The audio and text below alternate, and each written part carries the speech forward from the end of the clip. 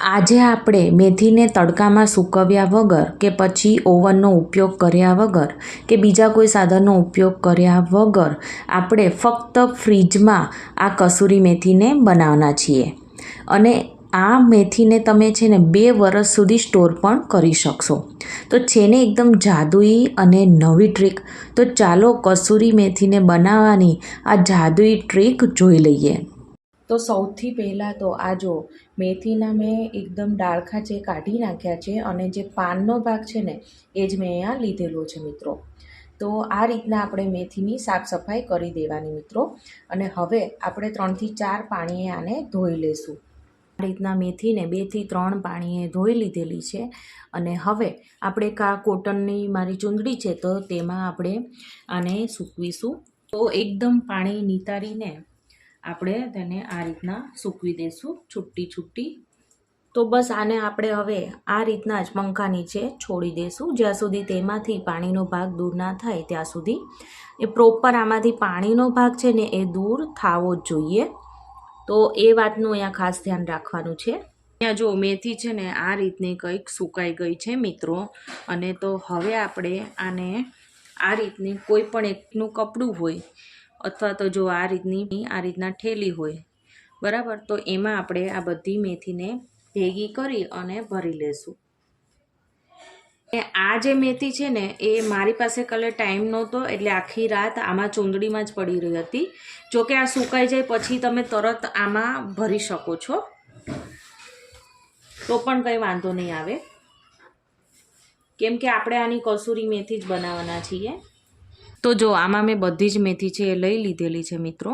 તો આને જો આ રીતના વાળી અને પછી હવે આપણે આને ફ્રીજમાં મૂકી દેવાની છે. જો તમારી પાસે આવી બેગ ના હોય તો તમારી પાસે જો કોટનનો કટકો હોય તો તેમાં તમે આ રીતના વાળી પોટલી બાંધીને પણ મૂકી શકો છો. તો હવે આપણે ફ્રીજ તરફ જઈએ. હવે આપણે આ મેથી ભરેલી બેગને ફ્રીજમાં મૂકીશું.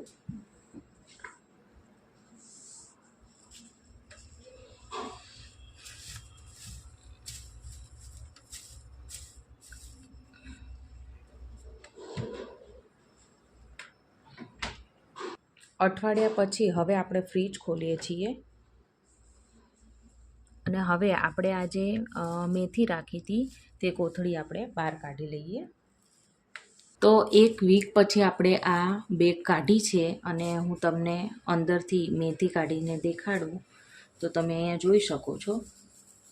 જો કેટલી એવી આપણી મેથી છે સાવ સુકાઈ ગઈ છે. જો અવાજ સાંભળ્યો તમે? જો કેટલી ક્રન્ચી એવી આપણી મેથી થઈ ગઈ છે. તો હવે આપણે આને જો ફ્રીજમાં રાખવી હોય ને તો આમને આપણે ફરીવાર આ બેગને અંદર આપણે સ્ટોર કરી શકાય છે. પરંતુ કસૂરી મેથી આપણે મોસ્ટ ઓફ બહાર રાખતા હોઈએ છીએ. તો આને જો તમારે બહાર રાખવી હોય ને તો આને ફક્ત 10 મિનિટ માટે તડકામાં સૂકવી દેવાની, અથવા તો આપણે ગેસ ઓન કરીને એક કડાઈમાં તેને ફક્ત 5 જ મિનિટ માટે શેકી લેવાની ધીમા તાપે.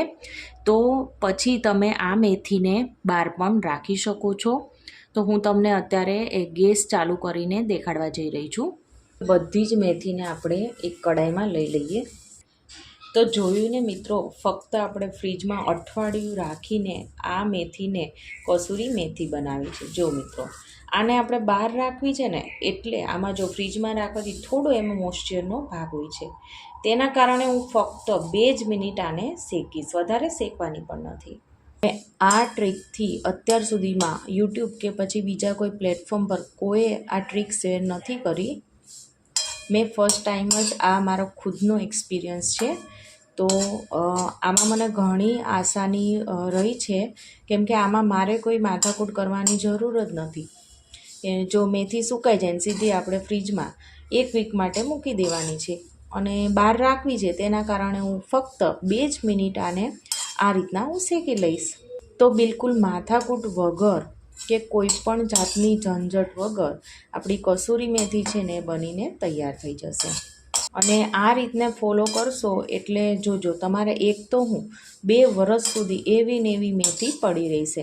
આપણે જ્યારે ચોમાસામાં આવી મેથીની ખાસ જરૂર પડતી હોય છે એ સમયે આપણે જ્યારે ભજીયા ખાવાની ઈચ્છા થાય તો ત્યારે આપણે મેથી મળતી નથી હોતી, તો તે સમયે આ રામબાણ સાબિત થઈ શકે છે. એકદમ સરસ 2 મિનિટમાં તો સરસ શેકાઈ ગઈ છે. ગેસની ફ્લેમ આપણે બંધ કરી દઈએ અને આમ જ આપણે 1 મિનિટ જેવું આ રીતના આપણે કન્ટિન્યુ ચલાવશું એટલે મેથી છે દાજી નહીં જાય અને ઉપર નીચે આ રીતના કરતાં સરસ એવી મેથી છે એ શેકાઈ જશે. જો ફ્રેન્ડ્સ, અહીંયા મેથી છે ને સાવ ઠરી ગઈ છે. તો હવે જો તમને હાથમાં લઈને દેખાડી રહી છું. જો અવાજ સાંભળ્યો તમે? જો કેટલો સરસ એવો અવાજ આવ્યો છે અને વળી લીલીછમ એવી આપણી આ મેથી બનીને તૈયાર થઈ છે. આને તમે 2 વર્ષ સુધી એરટાઇટ કન્ટેનરમાં રાખશો ને એવી ને એવી પડી રહેશે, વળી સ્વાદ અને સુગંધ પણ જળવાઈ રહેશે. તો ફ્રેન્ડ્સ, આજની મારી આ કસૂરી મેથી બનાવવાની જાદુઈ ટ્રીક ગમી હોય તો મારી ચેનલને સબસ્ક્રાઈબ, લાઈક અને શેર કરજો કે જેથી કરીને આવા ઉપયોગી વિડીયો તમારે સુધી જલ્દીમાં જલ્દી પહોંચે. And thank you for watching.